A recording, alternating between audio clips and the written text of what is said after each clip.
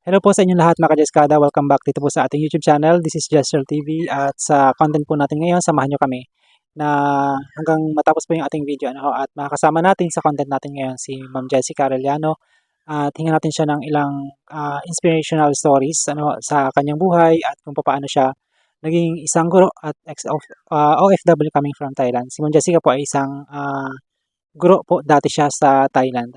So Ma'am Jessica, pwede ba kaming humingi ng ilang kwento or papaano ka nag-umpisa sa journey mo sa Thailand?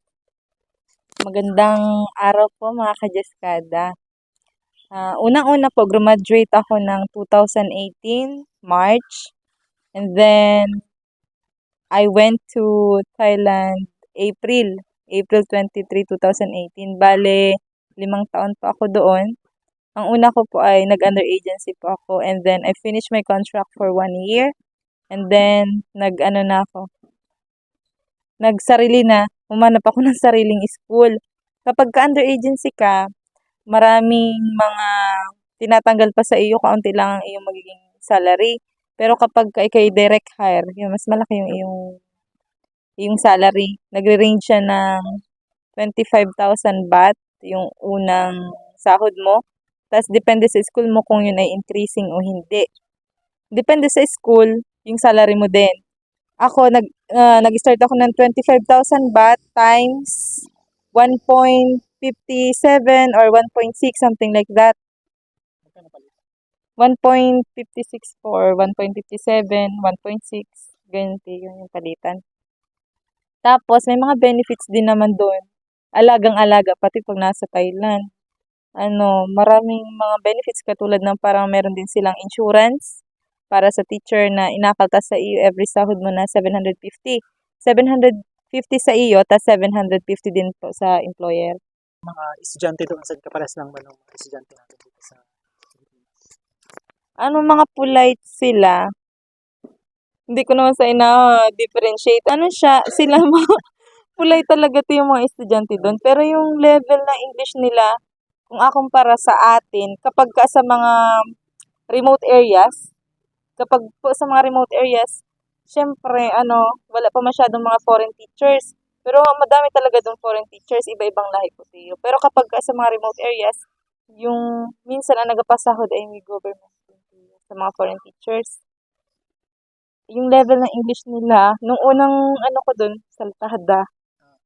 saltada ko po doon ay yung good morning, hindi pa nila alam. Good afternoon. ano sa Thailand? Sawadee Tonchao. So kung meron kang unforgettable memories na dala-dala as experience bilang isang guro sa Thailand, ano yung memories na magandang alaala ng mga estudyante o mga estudyante mo noon? Kahit ako'y foreigner sa Thailand, kapag halimbawa may mga event, kasama pa din ako sa mga event. Tsaka parang hindi ako na-out of place. Tapos, yung mga bata, mga polite, mapagbigay. Ang daming nabigay sa akin, sako-sakong mangustin, durian, pagprutas po. Allow ba yun ng school na magbigay sa mga guro? Opo, alam naman po. Pwede naman. Yun bang pagiging teacher ay pangarap mo ba siya nung maliit pa? Siyempre. So, kung ako yung mag-a-apply as a teacher sa Thailand, ano yung mga requirements na kailangan ko ditong kunin, asikasuhin? At ano yung mga requirements naman na kailangan sa Thailand para makapagturo? Ang kailangan lamang po na galing dito na requirements ay unang-una passport. Yan, mahalaga talaga yan. Lalo na pagkuha ng mga requirements doon para makakuha ka ng work permit. Passport, tapos yung iyong TOR, transcript of records, at saka diploma. Yun lamang po. Wala na yung mga NBI, SSS, Dito sa Pilipinas. Hindi na siya kailangan. Basta passport, transcript of record, at diploma. Yun na po tatlo. Work permit. Doon na po yun sa Thailand. Tapos pag nasa Thailand ka na po naman, bigyan ka nila ng mga requirements para makakuha ka ng work permit. Ang ako mo lamang police clearance doon na mismo sa Thailand. Yan po, tas passport. Yung una, halimbawa, nag-apply ka na, ano bang unang gagawin? Pupunta ka muna ng school mag-a-apply o requirements muna bago mag-apply o sila na mismo yung school yung magbibigay ng requirements? Halimbawa po, direct hire ikaw. Ano po yung direct hire or Direct under hire. agency? Halimbawa, direct hire. Pag direct hire po, ikaw mismo yung mapunta sa school. Tapos yung school po magabigay sa iyo ng mga papeles, tapos kung anong agawin mo. Tapos malabas, mga kailangan. Tapos ano po, yung malabas ka ng bansa para magkaroon ka ng 90 days na agamitin naman para may process yung work permit mo. Katulad po, halimbawa, mapunta ka ng Laos. Bakit, ang tanong ko dyan is, bakit kailangan na lumabas pa para lang ma-process yung 90 days? Kasi po ang extension lamang na nabigay nila, 30 days. Pag doon ka mag-extend sa kanila. Bali, yung pag-process ng work permit, medyo matagal talaga. Kaya kailangan mo ng 90 days para ma-process siya. Ilang beses kang kailangang magpabalik-balik na lumabas ng bansa? Isang Para beses lamang po sa isang school. Halimbawa sa isang school, naka-4 na taon ka, 5 taon, isang beses ka lang malabas. Pero pag nag-transfer ka ng school, another ulit. Another work permit po yun. Hindi mo pwedeng gamitin yung work permit mo sa dati mong school sa bago mong school. Opo.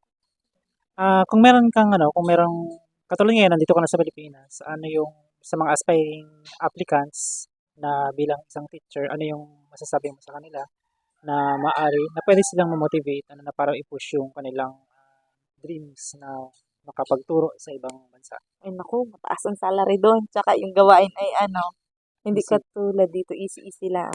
Parang pagka pasok mo, uwi ka ng hapon, wala ka na agawin. Makakapag-exercise, makikihalubilo sa mga Thai people. Kung naga-zumba po sila, merong mga naga-volleyball, basketball, kung anong gusto mo. Yung magagawa. Magkano ang bahay sa Thailand? Sa Thailand, ang bahay, 2,500 to 3,500 po. Depende po. Magkano balitan times 1.50? Opo. Bali, po, Equivalent. halimbawa po, as in sa akin pa, 3,000, di mag-equivalent po siya ng 5,000. Kasama na po dun lahat. Ref, aircon, Kompleto na. po, electricity, water. Lahat na po inkompleto. Kung halimbawa, mag-apply ako ng Japan, ng Thailand, ano mo nang kailangan gawin ko dito sa Pilipinas, halimbawa, kasi meron tayong mga viewers na minsan nangarap din sila na makapagtrabaho sa ibang bansa. Anong? Ano yung kailangan gawin? Passport. Kailangan mo pong kumuha ng passport. Tapos, makalusot sa immigration. Tapos, kapag nasa Thailand ka na, madali na po mag-apply ng trabaho. Kailangan ba ng pocket money? Pocket money? Opo, kapag ka-tourist kang mapunta, kailangan po mag-show money sa immigration. Minsan ay hinahanapan ng immigration officer. Opo.